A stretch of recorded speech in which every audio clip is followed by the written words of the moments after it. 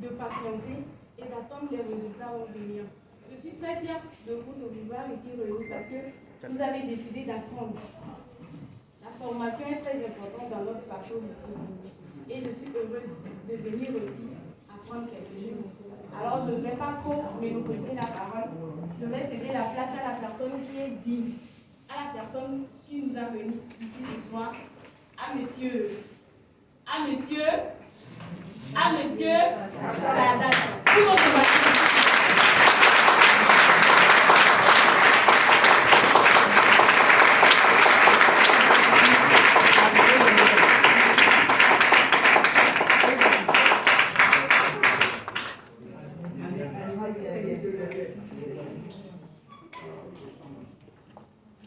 Oh, c'est tout ça? Faut applaudir encore.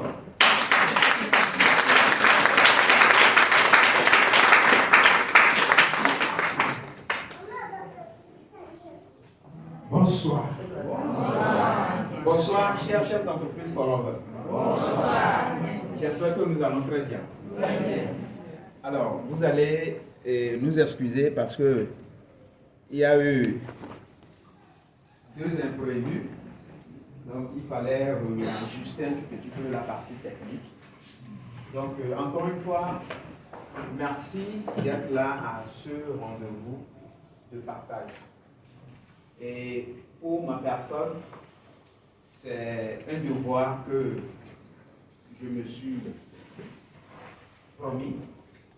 Et chaque année, en cette date, ou bien en ce mois de juin, de faire quelque chose vraiment pour nourrir ma propre personne. Alors, quel est le thème de ce soir? Nous irons rapidement parce que nous avons déjà perdu 15 minutes. Mais vous n'allez pas voir le temps passer. Parce que ce que nous avons partagé serait vraiment très intéressant. Alors, pour ceux qui ne me connaissent pas, je me nomme Sadat Afokoumaï. Je suis ingénieur analyste programmeur de formation. Et je suis également partenaire de cette formidable société qui est Followers de vie, que je vous demande d'ovationner.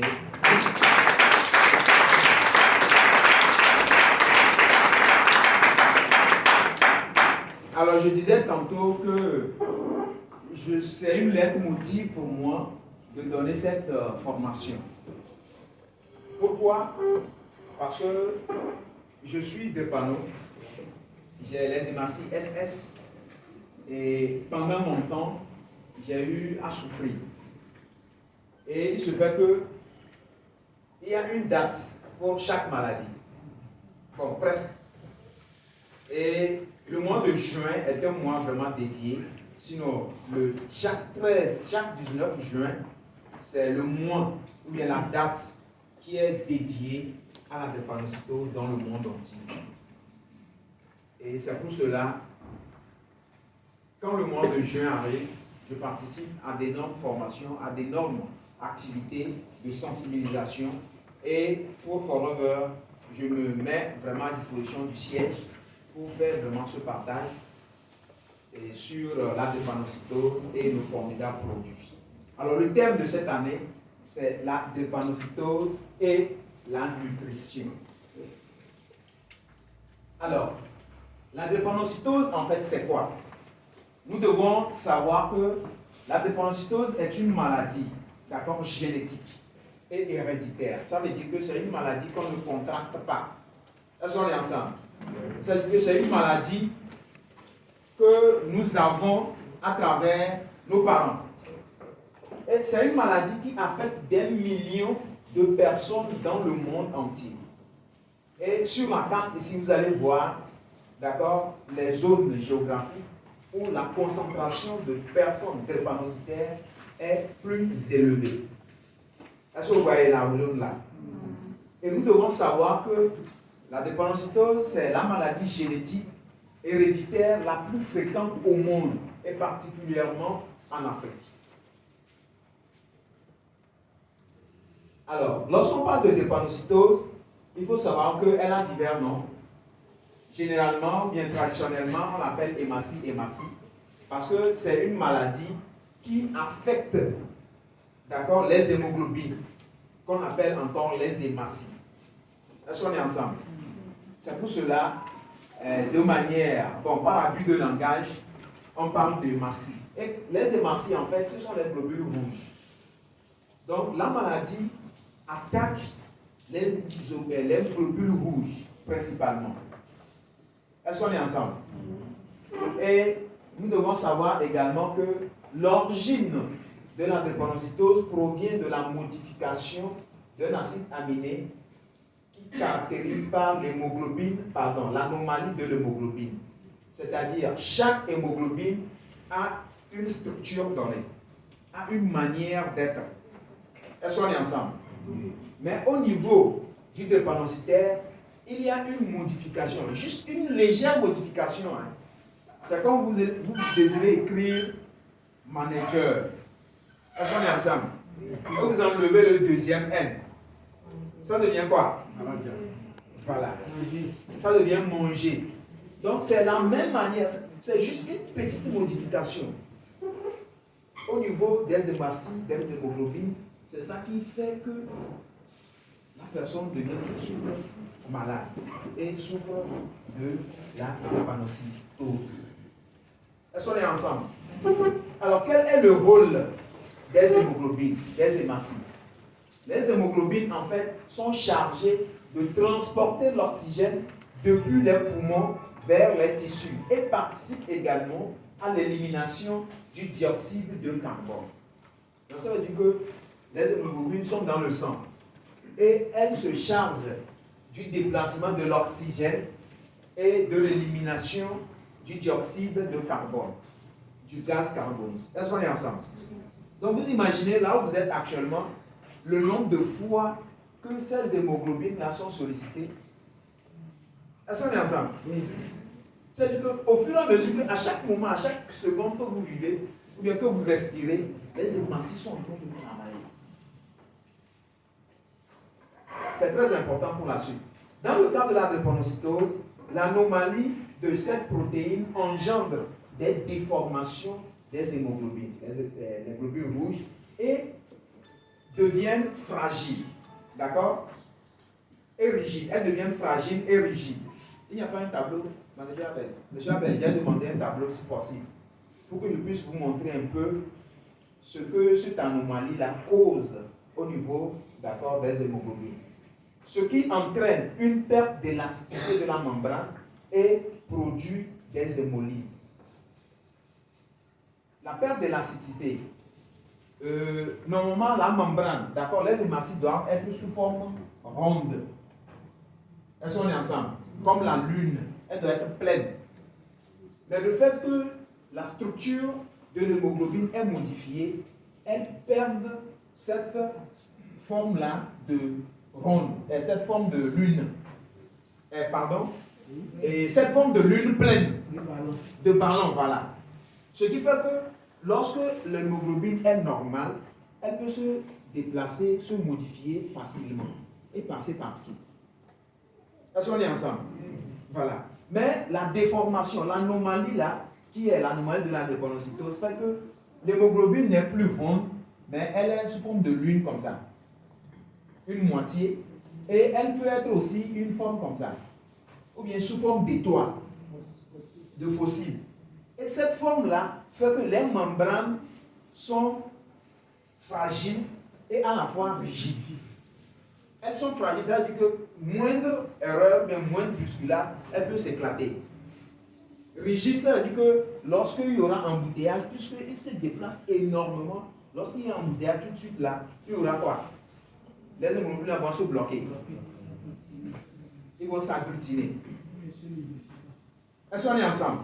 Voilà. Et cela, le fait que la membrane est fragile et que la membrane est rigide, elle peut se casser facilement. C'est ce qu'on appelle l'hémodialyse. Elle se casse. Vous allez constater que, l'hémolyse plutôt, vous allez constater chez les personnes de panneau qu'ils ont des yeux jaunes. Est-ce que vous l'avez constaté? Ils sont tout le temps pâles. Donc c'est dû à cela. On va voir tout cela en profondeur.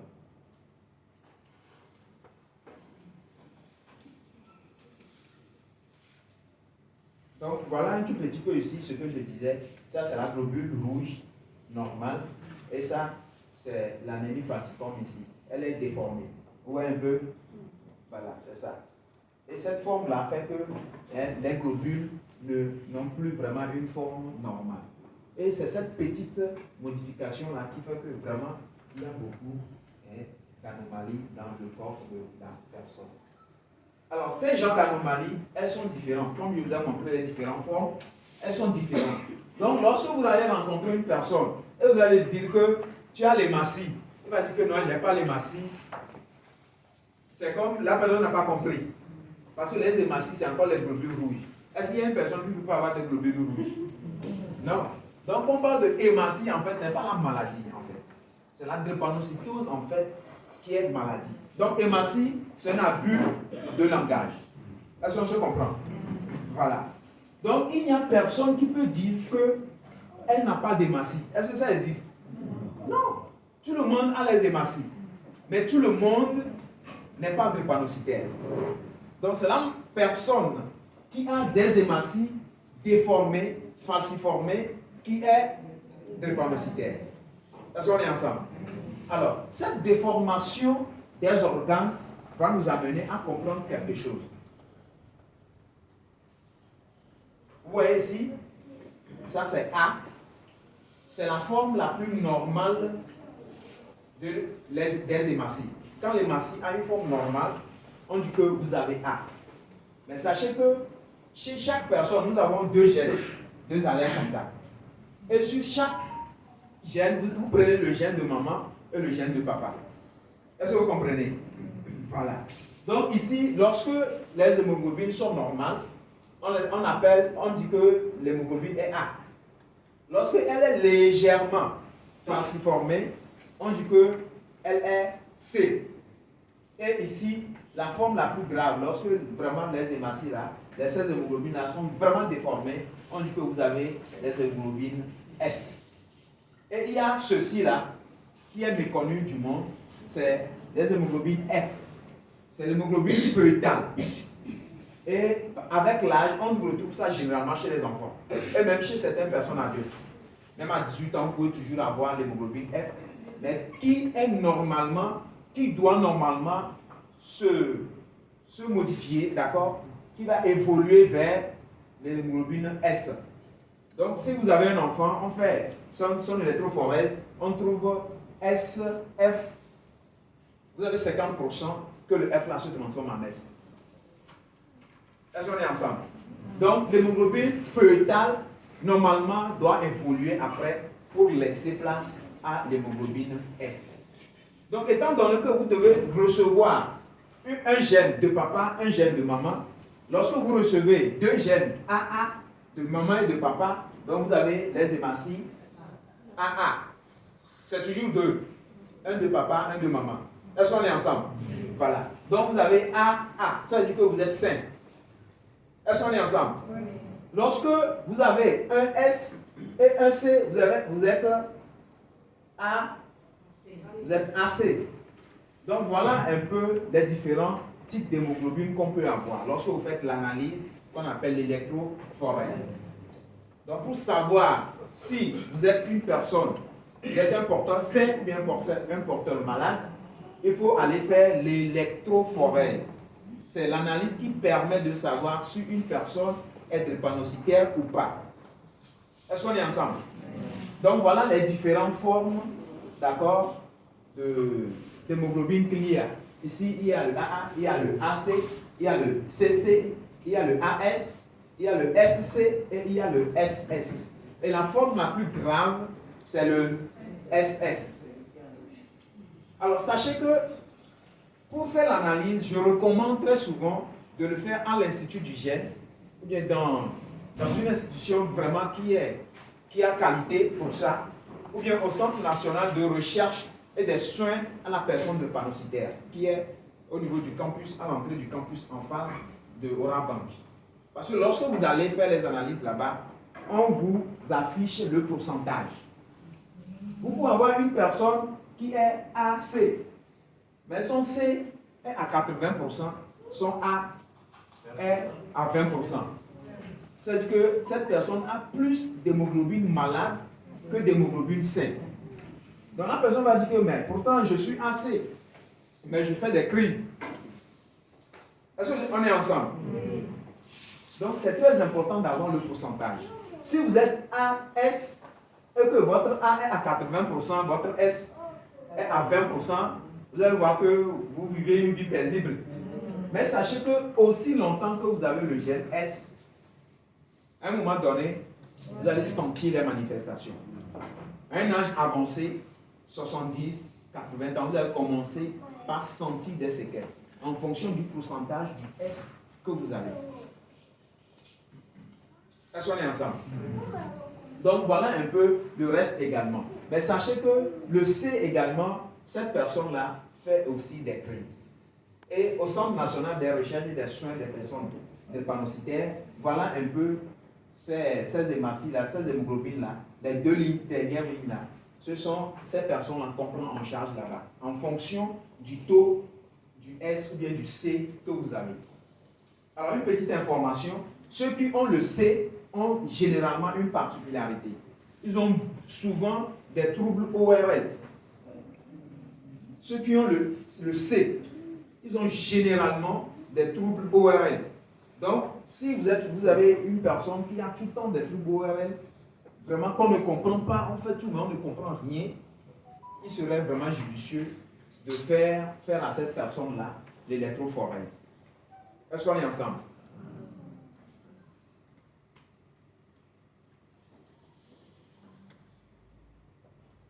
Oui, vous voulez acheter quelque chose? Bon, quand on parle de troubles ORL, c'est les problèmes d'yeux, peut-être les sinusites, incompris, les asthmes, les problèmes d'huile au niveau de l'oreille, ou bien la personne est là, elle a toujours, d'accord, les yeux qui coulent, beaucoup de choses. Est-ce qu'on est ensemble? D'accord. Donc, je mets ici, c'est normal, je dois avoir un tableau si c'est possible, pour vous expliquer quelque chose. Ici, voilà un père qui est porteur de gène S et une mère aussi qui est porteur du gène S. Vous voyez ce que ça donne ici? C'est l'illustration de ma famille. La bonne nouvelle, c'est que sur 9 enfants de mon papa, je suis le seul qui porte le gène SS. Est-ce que vous voyez un peu? Donc, voilà un peu la statistique que vous pouvez avoir. Lorsque vous avez un couple qui est AS, donc ils ont 25% de chances d'avoir des enfants qui sont sains, d'avoir des enfants AA. Ils ont 50% de chances d'avoir des enfants AS, c'est-à-dire des enfants qui portent un gène, et 25% de chances d'avoir des enfants qui sont SS. Alors la mauvaise nouvelle, c'est qu'à chaque temps, quand il y a fécondation, toutes ces possibilités-là se présentent. C'est-à-dire que ça ne veut pas dire que lorsque vous êtes AS et que vous avez un enfant qui est SS, par malheur, vous avez un enfant qui est SS, et que la prochaine grossesse serait AA ou bien AC. Est-ce qu'on est ensemble? C'est-à-dire qu'à chaque grossesse, ces 4 opportunités se présentent. Et vous pouvez avoir le malheur sur 5 enfants que les 5 soient SS. Oui.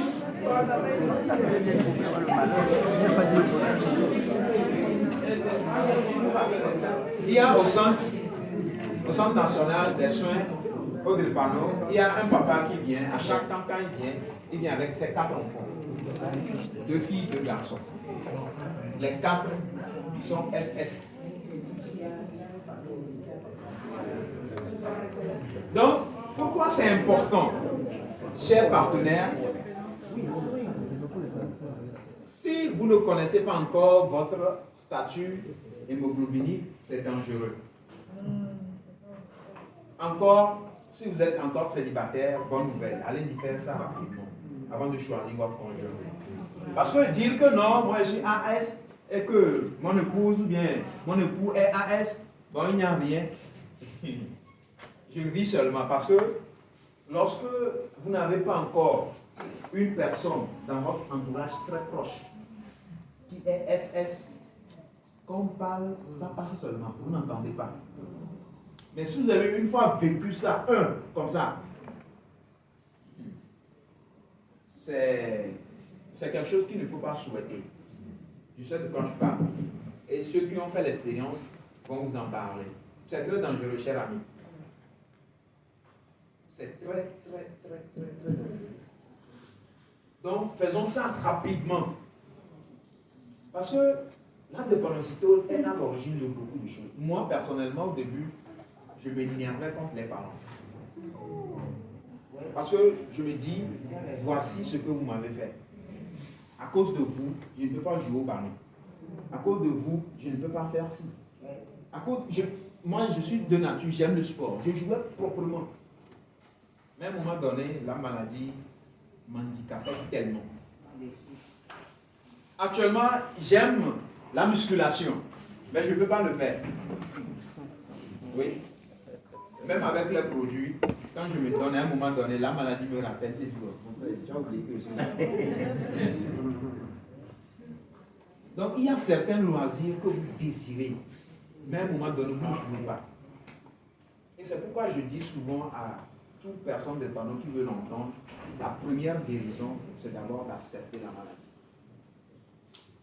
Parce que c'est une maladie qui vous a dit, qui fait que vous vous offensez contre tout le monde. Bon, on va aller. Donc, franchement, je vous demande d'aller faire les électrophorèses pour connaître votre situation. C'est très important. Même si vous êtes déjà marié, il n'y a pas de souci. Allez-y le faire.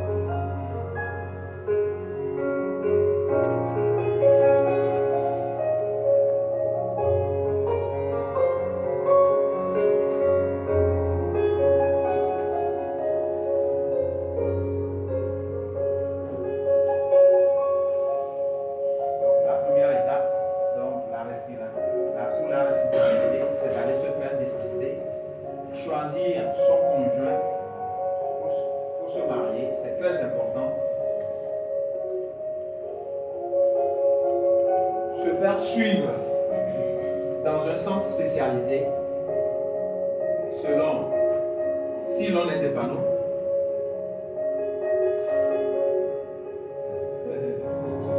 La dépendance tue autant que les autres maladies.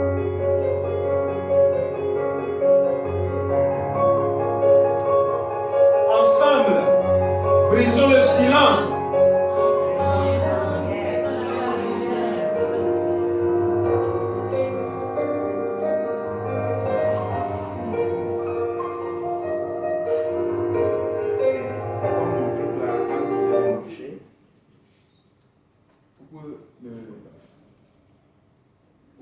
Sur le truc, s'il vous plaît.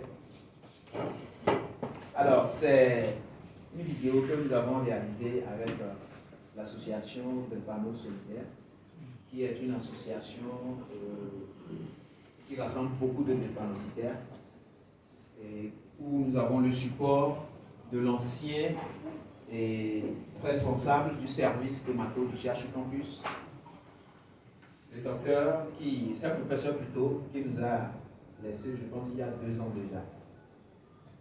Alors, juste pour vous dire que c'est une lutte vraiment qui est noble.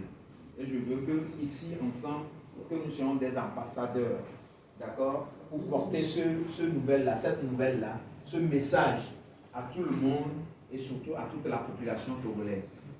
Ensemble pour une vie drépano épanouie. C'est très important.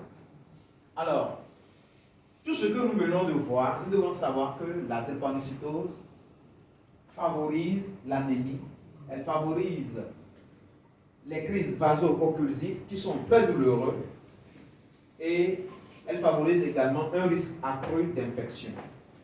Cette maladie héréditaire est très répandue, génétique plutôt, est très répandue et se manifeste notamment par ces 3 points-là, par ces 3 maladies, si on peut le dire. Le premier point, c'est l'anémie. Le deuxième, c'est les crises vaso-occlusives. Et le troisième, c'est les risques accrus d'infection. Ce n'est pas que ça, mais généralement, c'est ces 3 points-là que l'on remarque chez les drépano, surtout la douleur. Donc, nous devons savoir que, étant donné que chez la personne drépano, ces hémoglobines-là sont falciformes et se cassent d'eux-mêmes, donc c'est normal que le sang diminue. Est-ce qu'on est ensemble? Alors que ce sang-là se fabrique au niveau de la moelle osseuse. Alors que c'est là-bas que généralement les drépano ont une douleur très atroce. Nous avons également l'infection parce que leur système immunitaire est très faible. On parle docteur, une immunodépendant bien dépression. Alors, une immunodépression parce que la personne de drépanocytose a un système immunitaire qui est très faible. Donc, tout de suite, une petite grippe, une petite toux, tout de suite là, peut l'amener à faire des crises. Et voilà un peu ce qui cause la douleur. Vous voyez, l'hémoglobine normale, quand il vient, il se bombe un peu et puis il passe. Mais ici, les hémoglobines falciformes s'agglutinent. Est-ce que vous voyez? Et c'est cette agglutination-là qui fait que l'oxygène ne passe plus. Et c'est ça qui fait la douleur. Et une douleur très intense. Vous allez voir, lorsque vous placez du garrot quelque part, à un moment donné, ça fait mal, n'est-ce pas? Voilà. Donc, chez la personne drépanocytaire, c'est ce qui arrive lorsque nous avons de la douleur. Et cette douleur-là est très intense. Je ne connais pas la douleur de l'enfantement, mais selon les scientifiques, c'est plus douloureux que l'enfantement. Une douleur où vous souhaitez même qu'on vous ôte la vie. Une douleur où vous sollicitez des gens pour venir sauter sur votre membre, soit le pied, soit le dos, soit la hanche. Oui. Une douleur, même vous prenez les bras, vous tapez le mur, histoire que ça vous soulage 2 secondes. C'est des choses vraiment suivantes. Alors, des symptômes varient et sont souvent imprévisibles. On ne peut pas prévoir, d'accord, une crise drépanocytaire. Et c'est vraiment très conseillé que lorsque vous avez un drépanocytaire chez vous, faites en sorte qu'il soit avec ses parents. Parce que si cette personne-là est ailleurs et qu'on ne maîtrise pas sa maladie, on peut le traiter de paresseux. Moi, je me rappelle, la première année que j'ai quitté mes parents, moi qui n'ai jamais porté l'eau, je dois porter l'eau à 4 h du matin. Alors qu'à 4 h, 5 h du matin, il fait très frais. Et c'est dangereux pour ma santé. Tu te lèves pour balayer la cour, tout de suite là, tu commences pas à avoir des douleurs. Mais quand tu arrêtes le balayage, on va dire quelque chose. Est-ce qu'on est ensemble? Donc, c'est beaucoup de choses. Et les crises, on ne peut pas les prévenir. On ne peut pas prévenir une crise. Ce n'est pas possible. Les symptômes de la maladie sont variables et dépendent non seulement de l'âge, de l'environnement, du style, mais aussi de la sévérité de la drépanocytose. Je parlais de la sévérité, il faut entendre le taux, d'accord, du gène S ou bien du gène C que vous avez. Dans les tout premiers mois, le nourrisson généralement est asymptomatique. car ils bénéficient de la présence de l'hémoglobine fœtale. C'est ce dont je parlais. La forme d'hémoglobine produite chez le fœtus durant la période utérine, lui, qui n'est pas mutée quant à elle. Elle disparaît, hélas, ensuite au profit de l'hémoglobine S. Par la suite, les patients ont une crise accrue. Un risque accru de développer une anémie ou des infections parfois graves, la pneumonie, la méningite ou la septicémie. Donc, notons ici que lorsque une personne est drépanocytaire, elle est prédisposée à faire toute forme très grave des autres maladies. Est-ce que vous comprenez? Imagine une personne drépano qui a tout de suite là, une infection du foie ou bien une inflammation du foie, qui a une hépatite. Vous imaginez un peu la suite? La personne est déjà fragile. Son corps est déjà fragile. Ses organes sont déjà fragiles. Et cela va venir s'ajouter. C'est très dangereux. À cause de la drépanocytose, une personne peut faire un AVC très facilement. Ça arrive. Cette personne-là peut faire une hémiplégie, une paralysie partielle. Vous allez voir souvent des gens en ville, ils mettent des chaussures comme ça, l'autre pied, c'est les hématies. Moi, dans mon enfance, il y a eu à faire cela. Mais heureusement, Dieu m'a béni, ça s'est passé. Je boitais. On m'avait surnommé à l'école pour ça. Oui, c'est vraiment très dangereux. Donc, avec l'avancée de l'âge, ces crises de complications persistent et d'autres apparaissent, plus spécifiquement liées à l'évolution à long terme de la maladie. Donc, lorsque vous avez une personne proche qui a des panneaux, il faut le suivre proprement. Et cette personne-là doit avoir un carnet jaune qui est à jour pour éviter les petites complications. C'est maintenant que je me rends compte que j'ai fait la Covid avant la Covid. Oui. Avant qu'on annonce, moi j'ai fait la Covid. J'ai toussé, pas possible, pendant 2 mois. Et avant qu'on ne déclare ça officiellement, c'est un seul moment que mon parent me disait, mais toi, tu sais que tu as chance. Ce qui t'avait arrivé là, si c'était déjà déclaré officiellement, on allait t'isoler. Oui. Donc c'est très important. Il faut avoir un carnet jaune qui est très à jour. Toutes les vaccinations, le drépano doit le faire. C'est très important. C'est très important que le drépano soit à jour au niveau de ces vaccinations. Parce que ça lui permet d'éviter certaines complications. Un drépano qui a une polio tout de suite, qui a une méningite tout de suite, c'est grave. Vu que les crises vaso-occlusives avec le syndrome thoracique, c'est les premières causes de mortalité chez la personne drépano. Les crises vaso-occlusives, c'est les douleurs, d'accord? Et le syndrome thoracique, c'est lorsque cette douleur-là évolue à travers la colonne vertébrale et attaque les poumons. Le syndrome thoracique, toute la poitrine, tous les poumons ici de la personne, ça fait mal. Et la personne a du mal à respirer. Oui. La personne a du mal à respirer. Et généralement, ça arrive très généralement. L'année passée, à 1 mois, 2 mois de l'examen du bac, nous avons perdu une jeune fille de 16 ans au centre comme ça. Il y a des cas, mais bon, vous savez. Ok. Alors, l'anémie est souvent le premier signe de la maladie, vu que les hématies s'éclatent rapidement, et elle se traduit par une pâleur. Est-ce qu'on est ensemble? Voilà, une fatigue chronique et parfois une jaunisse, les ictères.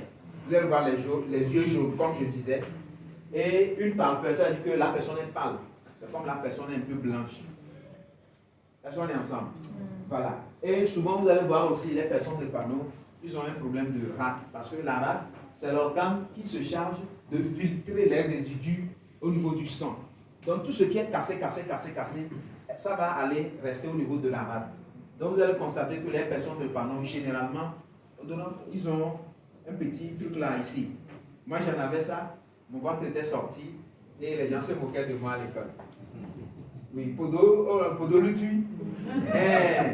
C'est comme ça. La personne est chétive, mais tu vois que la personne a du ventre. C'est ça qui fait cela. Et vous allez voir, généralement, on fait des touchés abdominaux pour voir la parteur de cette chose-là. Donc, c'est très important.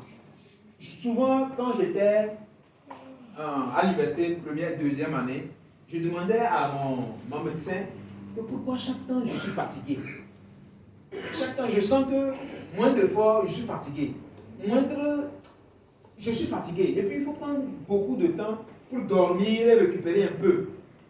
Et il me disait que, mais toi, dans ton organisme, c'est une guerre perpétuelle. Donc, là, quand il y a la guerre, il y a des dégâts. Non? Donc, les dégâts, là, c'est ça qui est ta fatigue. Donc, à chaque temps, toi, tes globules rouges s'éclatent.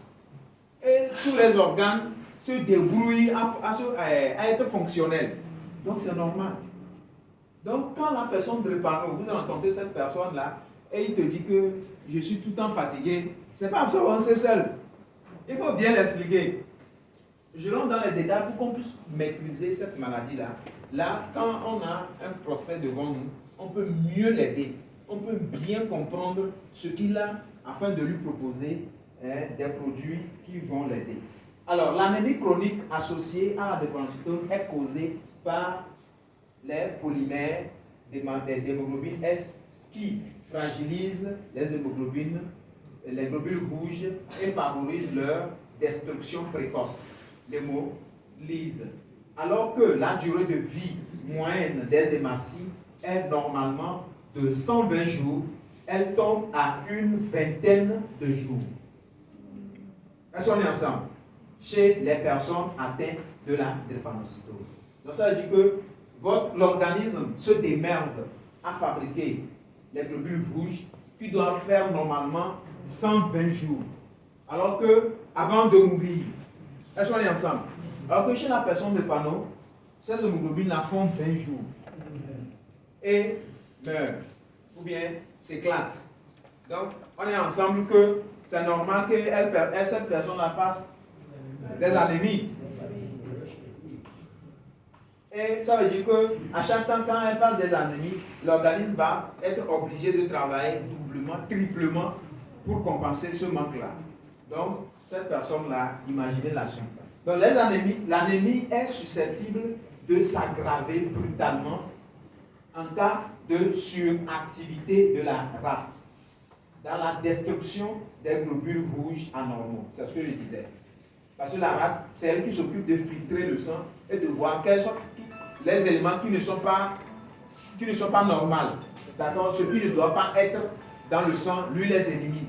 Donc quand il rencontre aussi les globules rouges qui sont falciformes, il les élimine rapidement. Alors, on parle alors de séquestration splénique aiguë. Elle a aussi comme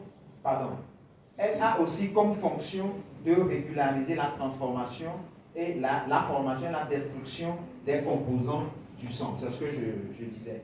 Donc ce que nous allons faire, je vais aller rapidement parce que nous n'avons pas le temps. Je voulais vraiment qu'on comprenne, mais on doit aller rapidement. Est-ce qu'on est ensemble? Alors par ailleurs, c'est comme on a sauté. Aidez-moi s'il vous plaît, voilà.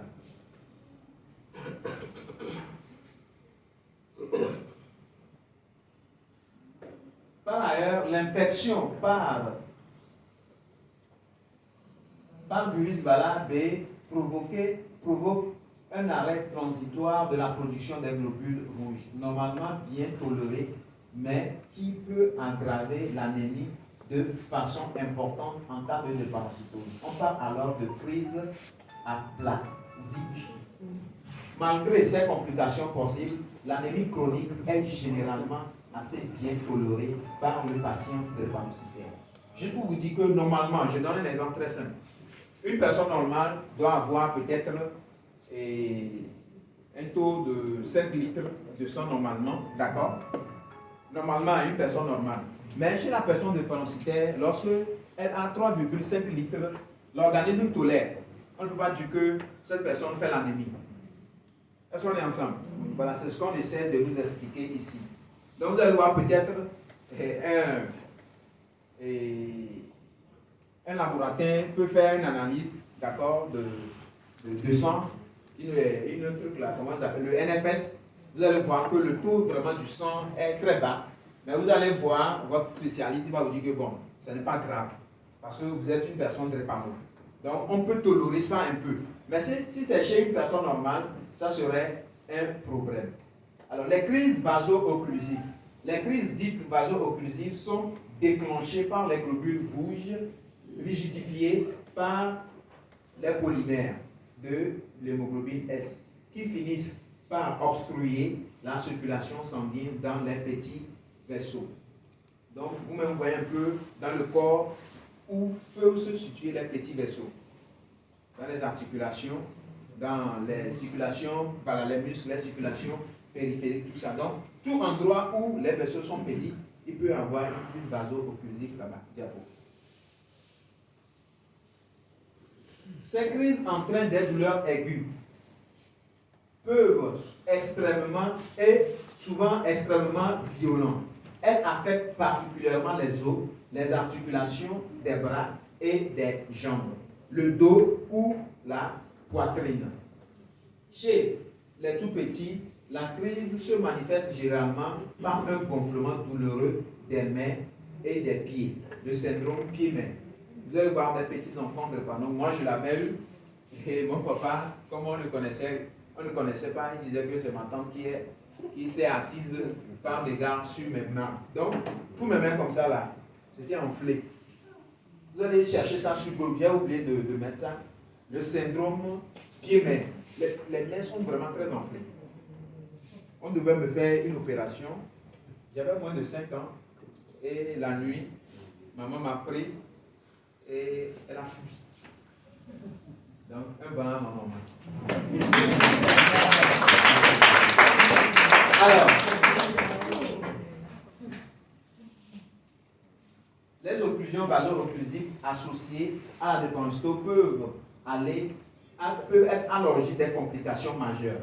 Ainsi, le syndrome thoracique aigu constitue une complication fréquente dans les jours suivant l'installation de la crise occlusive. Est-ce qu'on est ensemble? Donc, une personne drépano qui commence par avoir des douleurs, si elle ne gère pas rapidement cette crise-là, cette douleur-là, elle peut évoluer jusqu'au syndrome thoracique aigu. Alors que c'est ce syndrome-là qui est très dangereux. Et moi, c'est ma particularité. Les crises que je faisais, c'est le syndrome thoracique. Le premier jour que papa était là et que j'ai fait une crise aux environs de 2 heures, 1 heure, quand il m'a pris dans ses bras, il pleurait. Parce qu'il n'a jamais vu ça. Pour lui, c'est après qu'il me disait, hein, pour lui, j'étais déjà parti quoi en fait. Et puisque la respiration est très fine. Ça s'avoisine un peu à la personne qui a l'asthme. Vous voyez comment elle fait?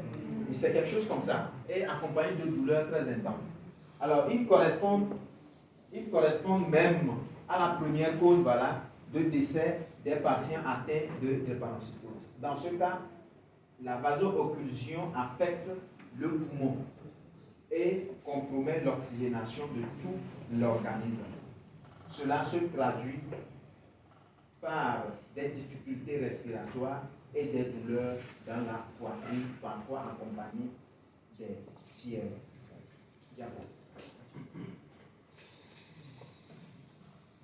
Alors, les AVC sont également connus chez la personne drépanocytaire. Surtout chez les enfants, les AVC se manifestent de façon très variable. La paralysie, les maux de tête,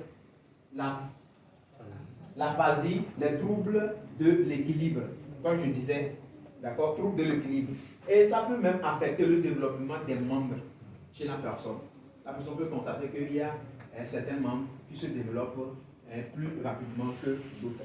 Ça peut aussi entraîner un retard de croissance chez la personne drépano. Est-ce qu'on est ensemble? Alors, elles sont généralement transitoires. Dans certains cas, ils laissent toutefois des graves séquelles intellectuelles ou motrices. C'est lorsque j'ai arrivé à Forever que j'ai compris que lorsque vous voyez un enfant drépano qui chaque temps a des maux de tête, vous devez comprendre tout de suite. Est-ce qu'on est ensemble? Ouais. Ou bien l'enfant vient vous dire que quand j'apprends là, j'oublie. C'est ça. Moi, j'avais ce souci. Donc, ça fait qu'à chaque temps là, je dois apprendre. Je dois apprendre beaucoup. Parce que quand j'apprends, 2-3 mois après, j'oublie une partie. Il faut qu'on me rappelle. Donc, j'avais une méthode spéciale d'apprendre. Je prenais chaque chapitre et je faisais un petit résumé sur une page. Ce qui fait qu'à l'approche de l'examen, quand je prends la feuille, il suffit juste de lire la page, je me rappelle tout de suite de ce qu'il faut. Donc, vous avez un enfant, j'ai une cliente aussi, son enfant, ça, elle me dit que l'enfant là, elle fait la paresse. Parce qu'à chaque temps qu'elle apprend, elle oublie, elle dit non. Est-ce qu'on est ensemble?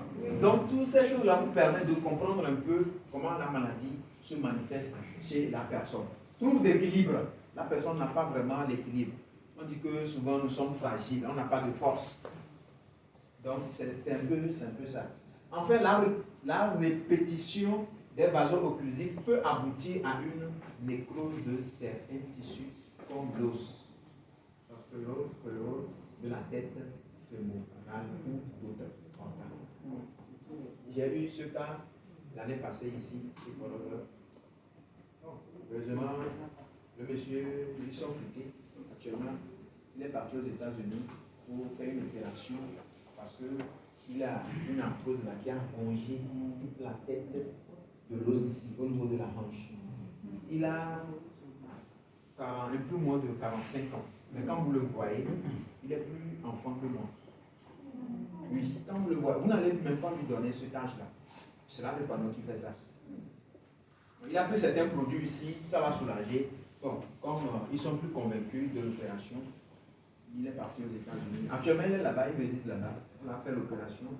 Et de temps en temps, il commande les produits pour s'accompagner. Donc, c'est pour cela que je dis, avec cette crise-là, vaso-occlusive, c'est pour cela qu'il faut faire très attention à la répétition des crises. Au centre des soins, on travaille à ce que les crises-là diminuent. Parce que le fait, à chaque temps, vous faites des crises-là, avec des médicaments, des traitements, vous risquez beaucoup. Est-ce qu'on est ensemble? Voilà.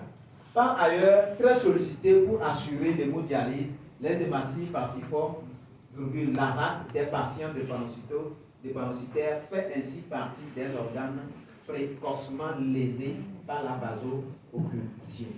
Donc, cherchez ça, c'est-à-dire la nécrose, c'est-à-dire que chaque organe du corps humain, chez la personne drépano, peut avoir des complications. Même les yeux. Oui, la personne drépano, à cause des crises vaso-occlusives, la répétition des crises vaso-occlusives, peut tout de suite la faire un glaucome, une cataracte, tout de suite là. Il peut faire ça facilement. Elle n'assure alors plus complètement son rôle, ce qui peut favoriser la survenue d'infections bactériennes. On parle de la rate ici. Donc la rate joue un rôle dans l'immunité des cellules sanguines, un rôle important dans le contrôle des infections, spécialement les infections à bactéries comme la méningocoque et le pneumocoque. Donc c'est ce que je disais. Diapo. Alors, la première chose qu'il faut faire, la sensibilité aux infections. Le fait que la rate est touchée, on comprend tout de suite que la personne peut être vraiment sensible. Les infections exacerbent les autres manifestations de la drépanocytose comme l'anémie et les occlusions vasculaires. D'autre part, elles représentent toujours un risque de mortalité, la septicémie foudroyante. La personne drépano, tout de suite là, peut arriver à la septicémie. La septicémie, c'est une forme très évoluée et sanguine de l'infection.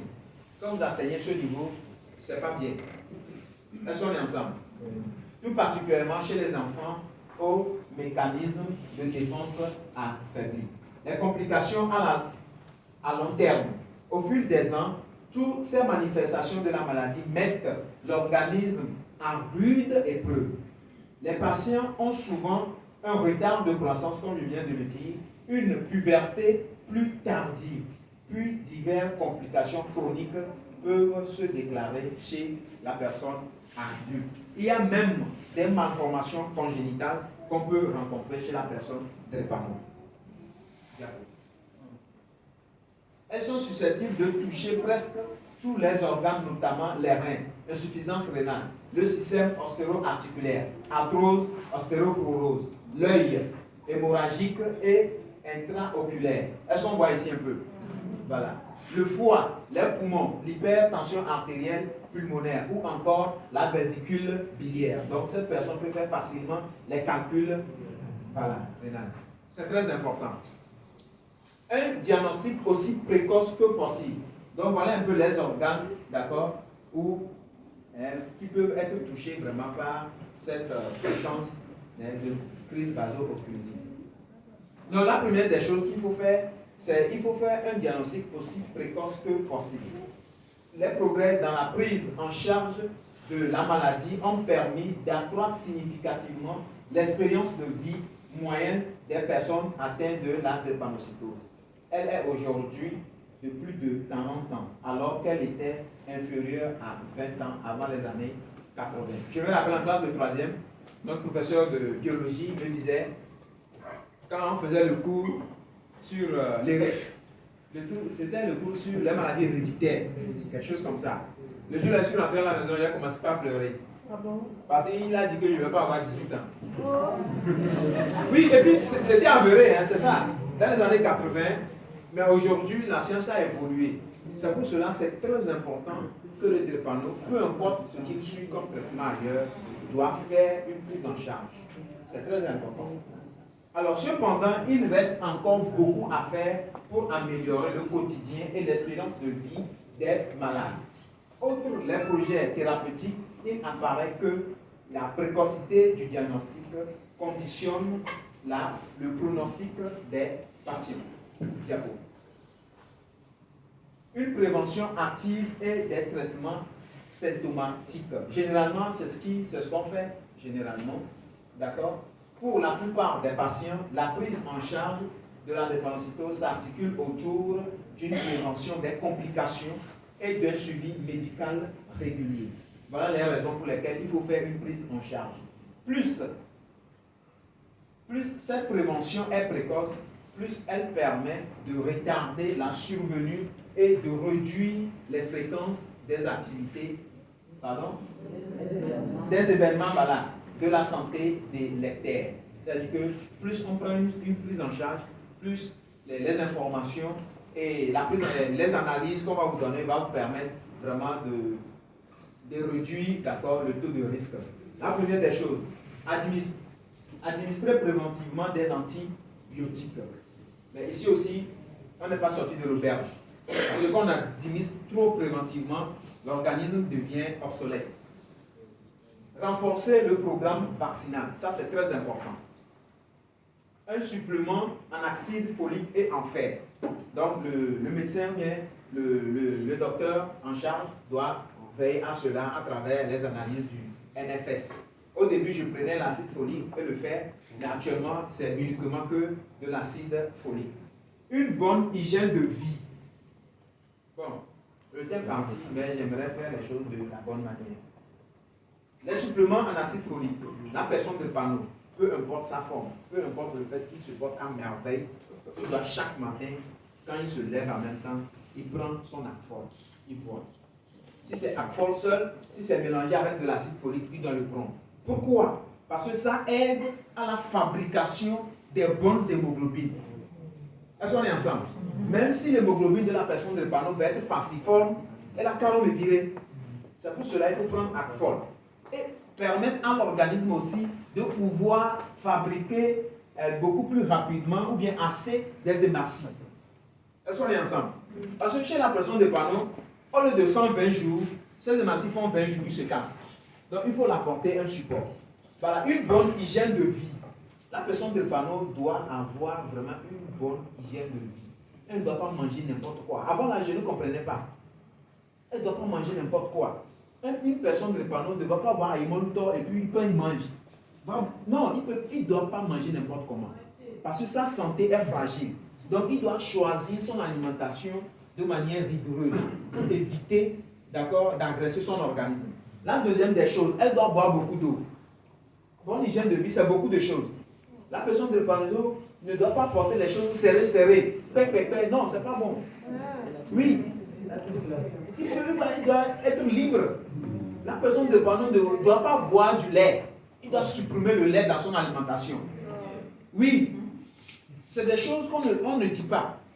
Personne drépanoso, comme c'est dangereux. Oui. Oui. Pourquoi le lait? Le lait, en fait, le lait favorise le taux d'infection dans le sang. Donc, il y a beaucoup de choses. On n'a pas le temps. J'aimerais vraiment être. Mais c'est tellement très important. L'hygiène de vie joue 20 à 30% même dans la santé de la personne drépanoso. Il doit prendre des repas énergiques. Des repas, quand il prend un peu, ça va lui porter l'énergie. Pas des repas qui vont l'anéantir. Il doit également prendre des repas qui sont complets.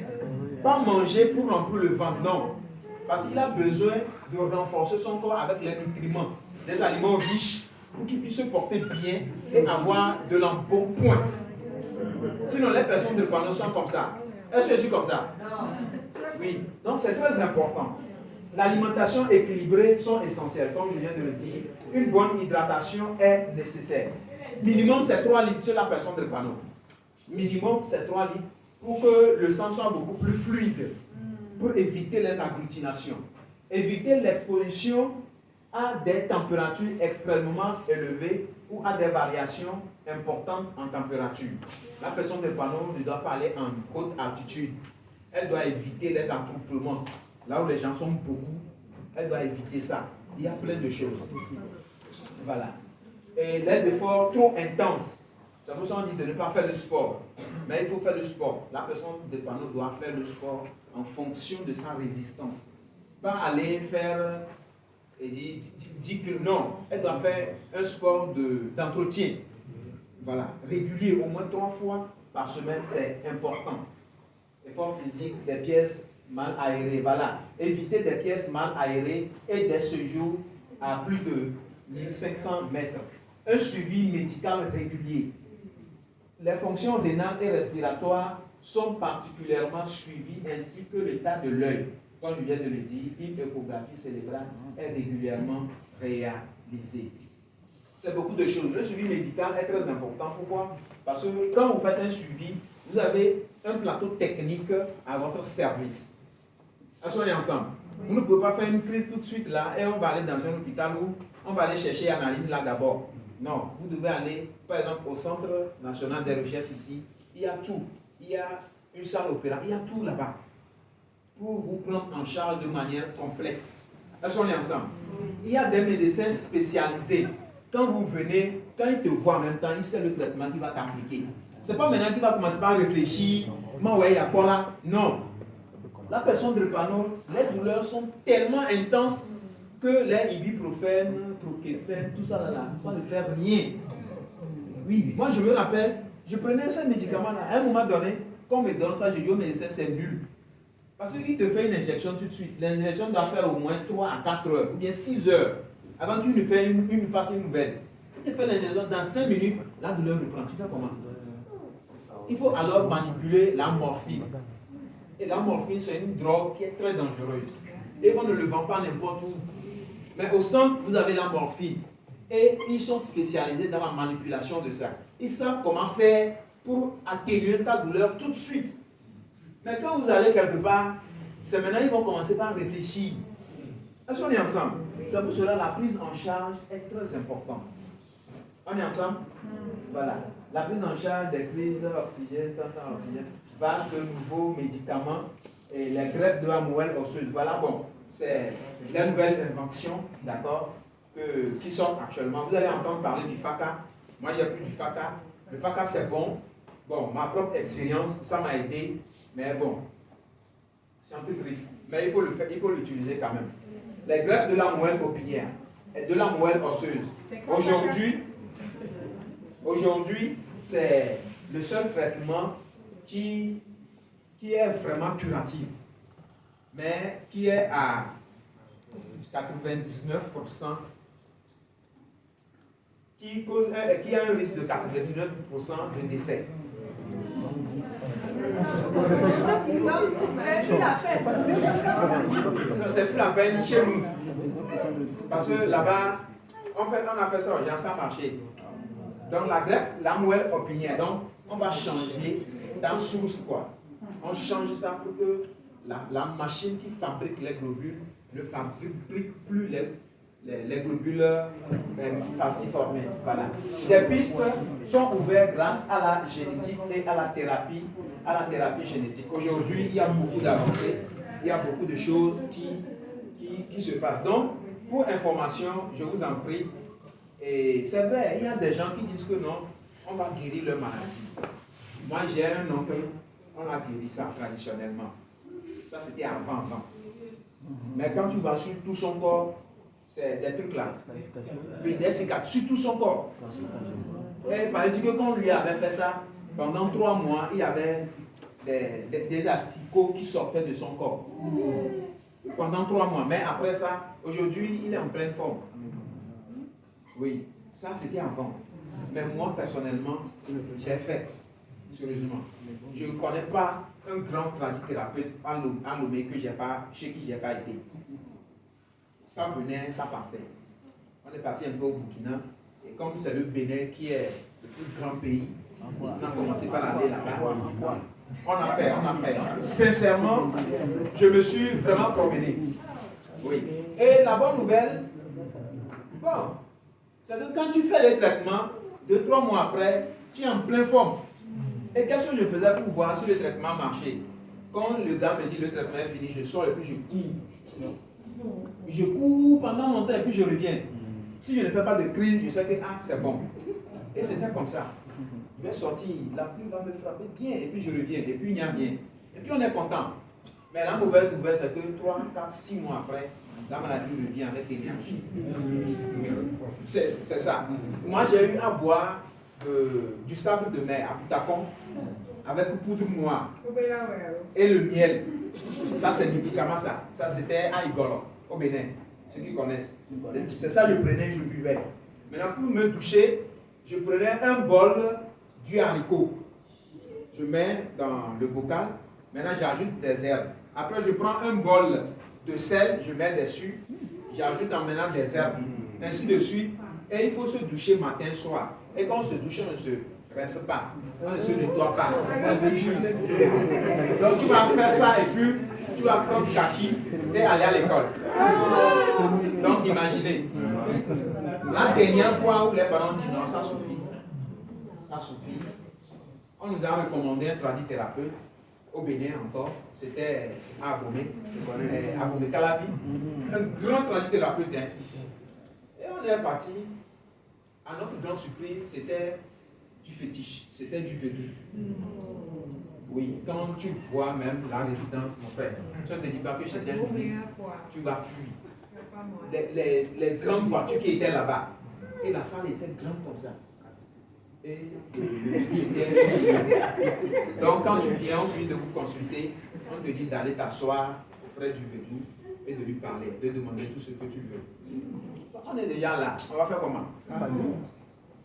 Si tu es parti avec papa, un banc pour les parents. Quand je suis assis devant le védu là, c'est la personne chronique seulement il faisait. Tout ce qu'on peut faire pour quitter ici. Parce qu'on ne savait pas dans quoi on venait.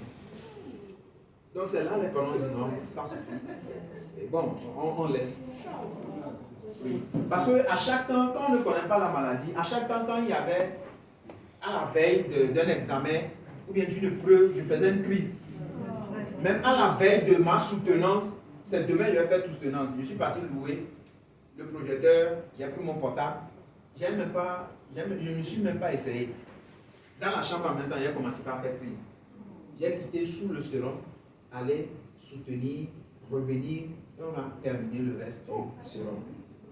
Donc à chaque examen, alors que c'était le stress qui faisait ça, c'est quand je suis arrivé à Forum que j'ai compris que c'était le stress. Oui. Mais grâce à Dieu, à l'école, en tout cas, moi je me débrouillais. On ne peut pas faire examen, puis je vais aller être en bas de 5e quand même. Oui. Donc les parents disaient que, oh, déjà aller à school quoi. Voilà, comme vous l'avez dit. On croyait que c'est la sorcellerie, alors que c'est rien. C'est scientifique. Oui, c'est scientifique. C'est scientifique. Donc, les enjeux de la recherche. Bien que la situation des maladies de cancer se soit considérablement améliorée dans les pays de développement, surtout grâce au dépistage néonatal et de la prise en charge précoce de la maladie, les traitements disponibles restent limités et la recherche s'efforce donc à trouver des alternatives thérapeutiques. La bonne compréhension de la maladie, une éducation thérapeutique et une supplémentation, un complément alimentaire de bonne qualité reste la meilleure solution pour une vie épanouie de la personne drépanocytaire. La première guérison que nous devons savoir, c'est qu'il faut comprendre la maladie et l'accepter. Et il faut s'éduquer de manière thérapeutique. Il faut s'éduquer sur le plan bien-être, son style de vie. C'est très important. Parce que aussi longtemps que vous refusez d'accepter la maladie, vous allez faire des crises, vous allez vous énerver et vous allez avoir des comportements qui vont en contre de votre bien-être. Et aujourd'hui, la bonne nouvelle, c'est qu'avec la supplémentation des compléments alimentaires de bonne qualité que Forever nous offre, nous arrivons vraiment à aider ces personnes-là pour qu'ils puissent vraiment vivre une vie épanouie. Donc, je vous demande d'ovationner cette formidable société.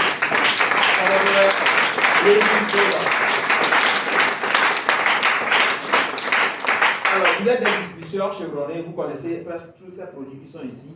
Je vais juste vous donner les indications et le pourquoi il faut les consommer. Je ne dis pas que les produits Forever guérissent la drépano, non. Ils permettent de soutenir les organes de la personne, de soutenir son corps, de lui donner les éléments qu'il faut pour que la maladie ne puisse plus le fragiliser comme avant. Ce qui fait que cette personne vit une vie vraiment paisible et il ne fait plus trop de crises. La dernière fois que j'ai fait une crise, c'était il y a 3 ans. Mais bien avant ces 3 ans-là, j'ai fait 5 ans sans faire de crise occlusive massive pour aller à l'hôpital. Et ça, c'est grâce au produit Forever. C'est grâce au produit Forever. Il y a des trucs que je ne pouvais pas faire avant. J'habite à Goué, échangeur, Zongo, mais je travaille à la direction du port. Je ne pouvais pas prendre la moto de Agoué au port. Parce que je fais ça en 1 semaine. La deuxième semaine, je vais être hospitalisé. Parce que j'ai des douleurs au niveau de la hanche et ça prend la colonne vertébrale et tout le thorax est occupé. Et c'est fini, ça fait une crise, je vais être hospitalisé. Mais aujourd'hui, grâce à la composition, grâce au produit Forever, je peux rouler une moto, aller à Palimé, Thévier, revenir. Il m'arrive même des fois de prendre la moto en moins de 3 heures, 4 heures de temps, d'aller à Palimé, revenir. Et vous ne saurez pas. Ça, c'est grâce au produit Forever. Avant, je ne pouvais pas aller sur la pluie. Quand il veut pleuvoir, je dois m'enfermer dans la chambre, mettre des gants, des chaussettes et une grande blouse comme ça. Mais aujourd'hui, je ne m'inquiète plus. La pluie peut tomber, je peux rentrer dans la pluie, aller à la maison. Et puis, il n'y a rien. Ça, c'est grâce au produit Forever. Est-ce qu'on est ensemble? Alors, ici, nous avons le Bright. Parce qu'avant, il n'y a pas de mois qui passe et puis je ne fais pas des mycoses dans la bouche. Mais grâce au Bright Forever, aujourd'hui, c'est nickel. Les mycoses, c'est une ancienne histoire. Avant, je ne pouvais pas manger de l'ananas parce que ça me graisse vraiment les dents. Mais quand je prends le Bright aujourd'hui, tout ça là, c'est parti. Est-ce qu'on est ensemble? Le fil organique ici va venir faire quoi? Va venir aider le foie et la rate à se nettoyer. Parce que la personne de Pano, il prend tout le temps des médicaments. Alors que nous savons la retombée des médicaments. Et surtout des anti-inflammatoires. Moi, j'ai consommé anti-inflammatoires jusqu'à ce que je suis sorti avec des ulcères. Je dois manger 5 fois par jour. Je mange un peu. Dans ma chambre, il y avait toujours la bouillie. Oui, parce que imagine que tu te lèves à 2 heures pour uriner. Et puis crise là vient. Tu vas trouver manger où? Tu es obligé de forcer de prendre un médicament. Oui. Alors que anti-inflammatoire, sur un estomac vide, ça donne quoi? Pendant 5 ans, je me suis traîné avec des ulcères. Mais aujourd'hui, grâce à Forever, tout ça là, c'est parti. Donc le flux d'organisme, de temps en temps, il faut le prendre pour nettoyer, d'accord, son intestin.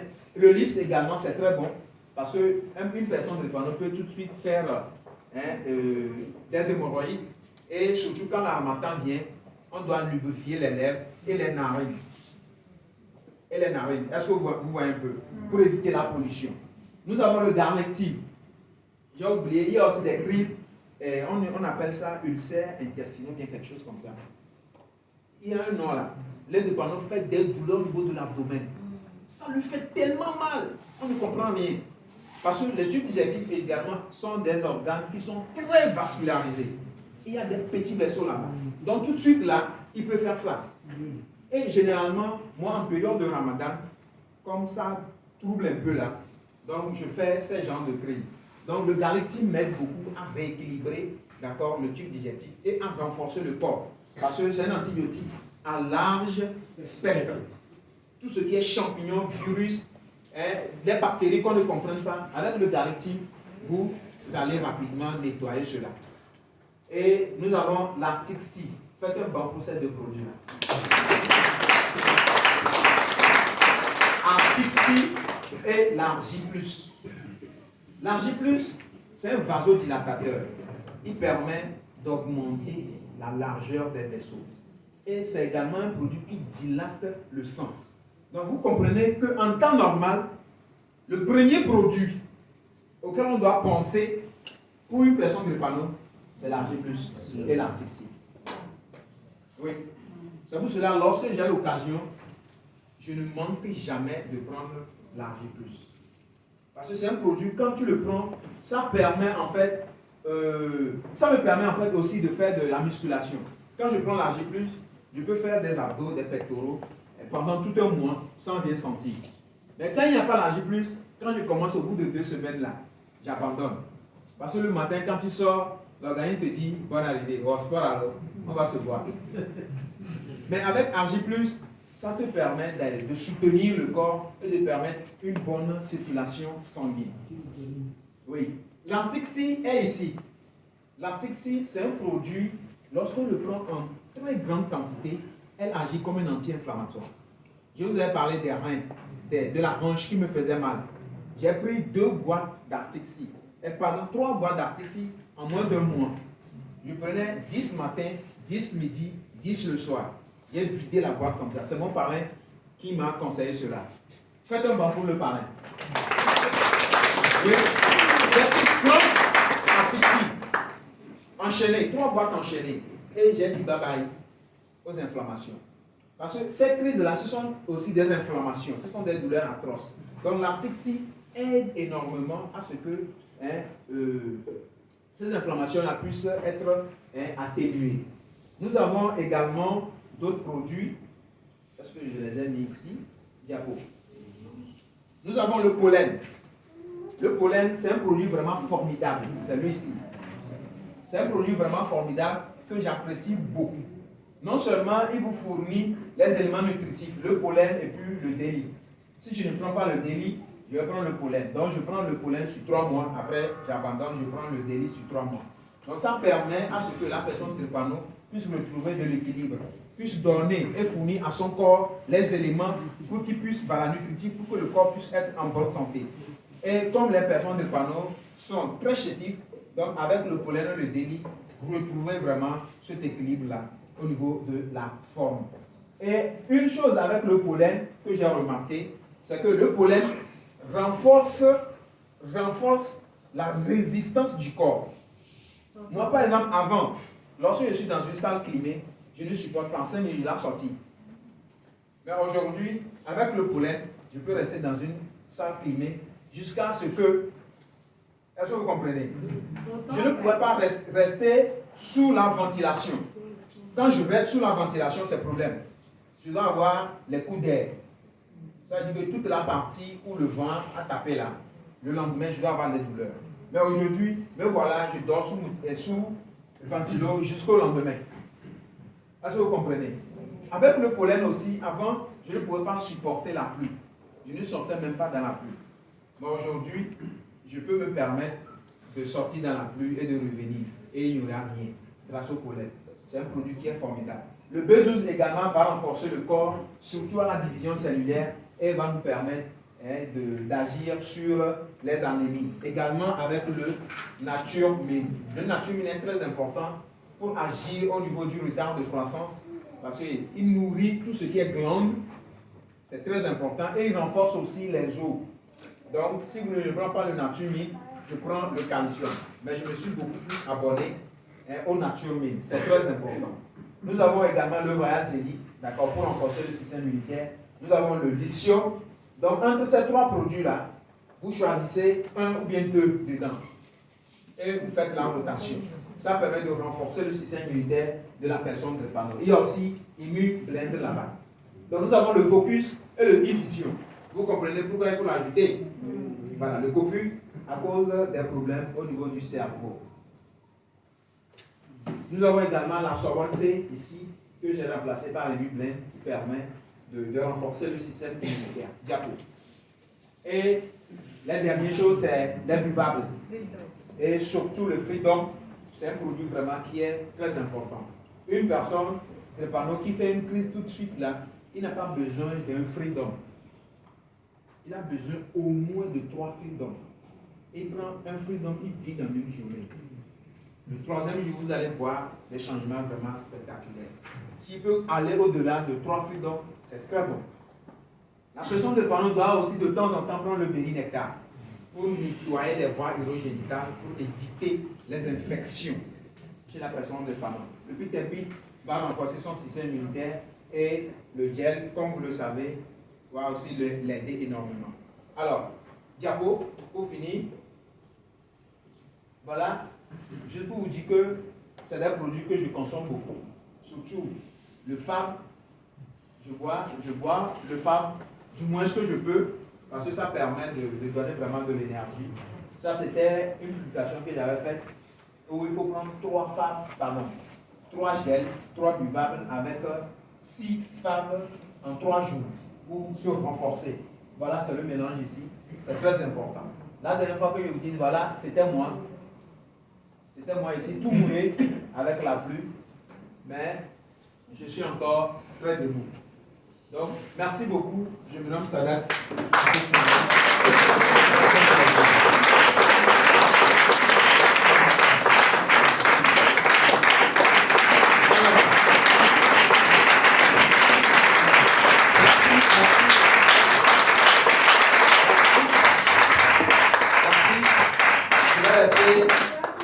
La dame et introduit une grande dame parce que je ne suis pas le seul. Parce qu'on parle de drépano, il y a beaucoup de FBO qui l'ont expérimenté. Donc je vais laisser la charmante dame annoncer notre marraine qui va faire le témoignage. Est-ce qu'on peut m'accompagner?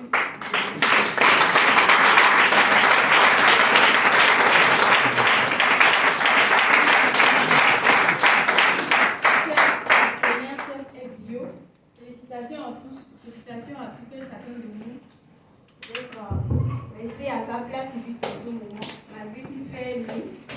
Maintenant, nous allons suivre le témoignage d'une personne qui est encore parmi nous. Un témoignage vivant, je peux l'appeler comme ça. Et c'est une personne spéciale, une grande dame, que je vais vous demander humblement d'ovationner.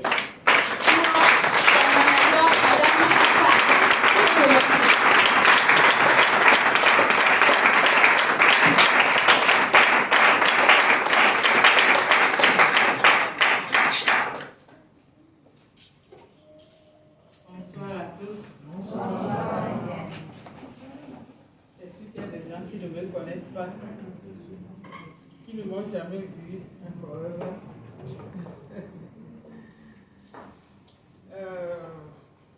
J'ai commencé forever en 2006.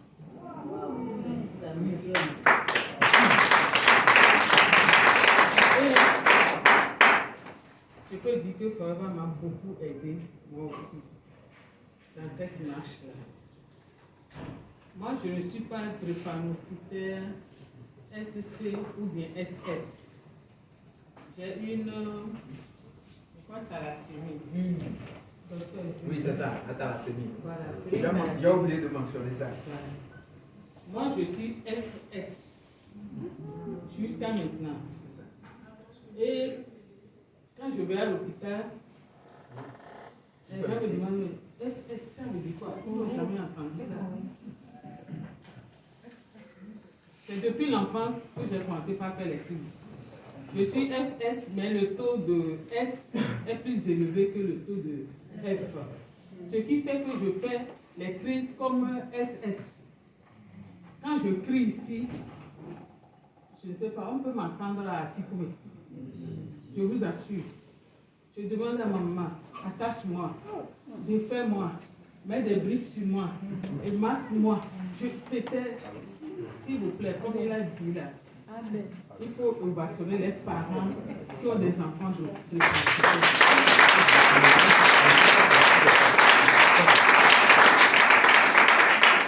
non seulement il y a la douleur, il y a l'indisponibilité, mais il y a les charges financières qui sont très lourdes.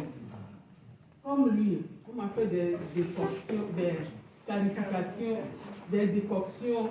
Je me lave avec de l'eau, c'est des décoctions, mais c'est puant. Et tu ne te suis pas. Je ne dois pas me laver avec de l'eau froide. Jusqu'à aujourd'hui, c'est de l'eau chaude que je prends. Partout où je vais, si je n'ai pas d'eau chaude, je ne me lave pas. Ça fait 3e semaine, j'ai fait une crise. Le pied là.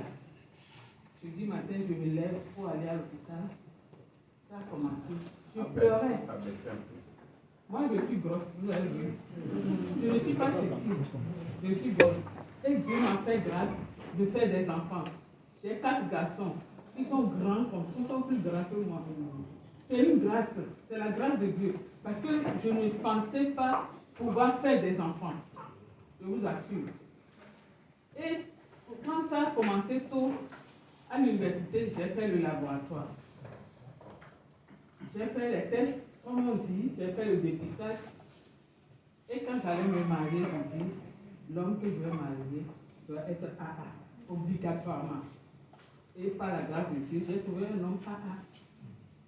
Donc mes enfants sont AF, AF, AF, et il y a un seul qui est AS. Donc, ce que je veux vous demander, faites l'électrophorèse comme vous faites le groupage. C'est très important. Surtout quand vous êtes jeune et que vous n'êtes pas encore marié, les deux, vous faites l'électrophorèse pour savoir où vous allez.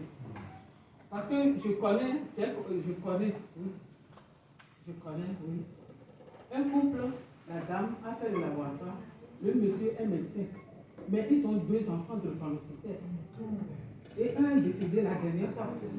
Très intelligent. Très intelligent. Il est décédé la dernière fois. C'est tragique, c'est vraiment tragique. C'est Albert qui m'a exposé. Et j'ai dit que je vais venir vous faire ce témoignage-là. Aujourd'hui, quand je me suis levé le bras là, d'ici à ici, ça commence à me lancer. Mais ce n'était pas comme le pied. Je dis, j'ai les douleurs. Pour me doucher, c'était compliqué. Parce que j'ai mal au bras là. Ici à ici.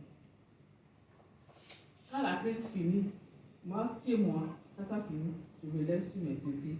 Je fais tout comme avant.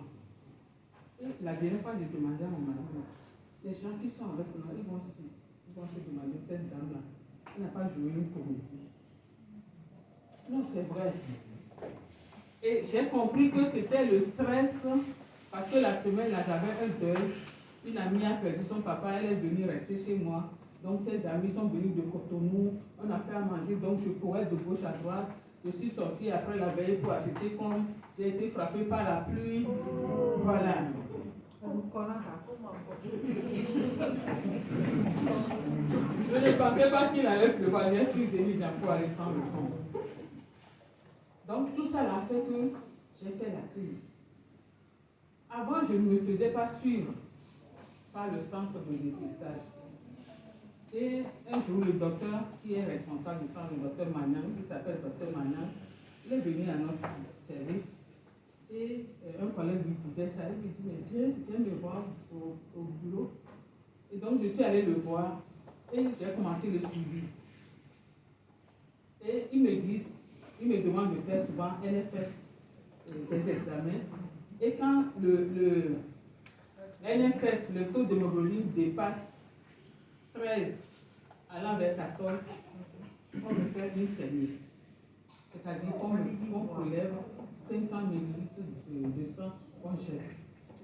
C'est ça qui a fait que depuis février 2022, jusqu'à la dernière fois, je ne faisais plus les crises. Sinon, chaque semaine, quand je vais au boulot de lundi à vendredi, je dois faire une crise. Et j'étais tout le temps fatiguée. Tout le temps fatiguée. Mes oreilles, mes yeux, mon ventre. Vous voyez mon ventre, non? Voilà. C'est pas que je voulais que ça soit comme ça. Je voulais avoir un ventre plat moi aussi. Mais c'est comme ça. C'est comme ça. Donc, ce que je voulais vous dire, sérieusement, c'est de faire le test de dépistage. Comment faire pour le sida? Je vous assure, c'est très douloureux comme douleur. Moi, même quand je prends les produits, la douleur s'arrête quand elle veut. Je n'ai jamais fait la morphine, mais ça s'arrête quand elle veut s'arrêter. Et c'est en ce moment-là que tu es tranquille. Mais après, les douleurs restent. Quand tu manges, quand tu touches, tu sens la douleur. Jusqu'à ce que ça finisse aussi. C'est une maladie vraiment handicapante. Et c'est comment on appelle ça? Ça fait... Non, ça fait dépenser, c'est une maladie sociale. Je ne sais pas comment dire ça. C'est des cas sociaux, quoi. Oui. C'est des cas sociaux. Ça vraiment solidaire. Voilà. Quand tu vois un enfant qui est chétif, qui boite, qui fait la crise, l'enfant là ne veut pas jouer, s'amuser avec ses collègues. Il est isolé, rejeté. Donc ça fait mal. Ça fait mal. Ma maman a souffert de cette maladie plus que moi-même. Mais aujourd'hui, elle n'est plus là, malheureusement. Elle est décédée avant que je ne connaisse Forever. Donc,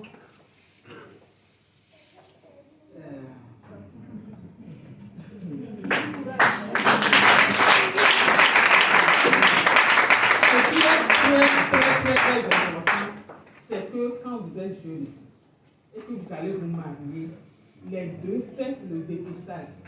S'il y a vous deux, vous avez le F ou bien le C, je vous en prie, séparez-vous. Parce que la drépanocytose est plus forte que la boue. Je vous assure. Non, c'est vrai. C'est vrai. La dernière fois, on a fait cet atelier à l'église et un médecin disait qu'elle connaît un couple, le monsieur est porteur, la femme est porteur aussi. Elle est porteuse. Donc, ils ont fait un enfant sain, 2 enfants AS. Et le monsieur a dit, on s'arrête. Mais la femme dit, oh, on a fait AS, donc c'est pas grave. Dieu va faire. Et le 4e enfant est maintenant SS. Et ce couple-là, ça ne va pas. Ça ne va pas. Donc, le monsieur est fâché, la femme se culpabilise, dit, c'est moi qui ai posé ça, ainsi de suite. Donc, il faut parler à vos enfants. Moi, mon enfant qui est AS, il s'est marié. Je suis allée, j'ai dit à la fille, va faire l'électrophorèse pour savoir quel statut tu as. Ils n'ont pas fait. Ils se sont mariés. La dernière fois, quand j'ai fait la crise, je lui ai dit, maman, je ne comprenais pas. Oui, j'ai dit, comprends maintenant. Demande à ta femme d'aller faire le test. Il me dit, on va faire le test. Si elle est porteuse aussi, on ne va pas faire d'enfant. Je dis, ok, tu dis ça aujourd'hui, on verra. Donc, je vous en prie, c'est un atelier très important qu'on nous a fait ce soir. Soyez les porteurs. Parlez de ça à vos proches, voilà, vos collègues, vos amis, au service, ainsi de suite. Merci beaucoup. Merci.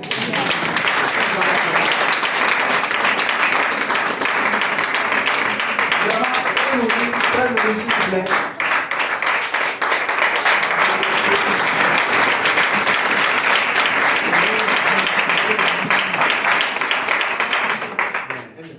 Je voulais ajouter quelque chose sur ce que la maman dit. La thalassémie.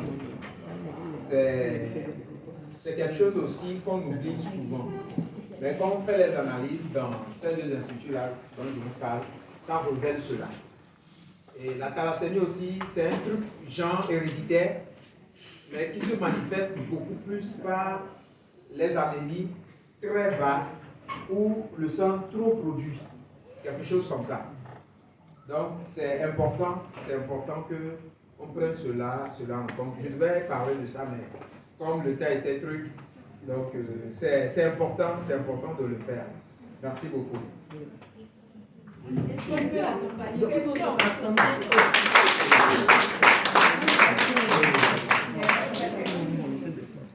Ok, maintenant c'est là vos questions. Si vous avez des questions, vous pouvez aborder vos questions et puis on va apporter des réponses à vos questions. C'est une question par rapport au drépanocytaire qui produit beaucoup de sang. Est-ce qu'il peut être donneur? Quoi le problème, c'est quoi?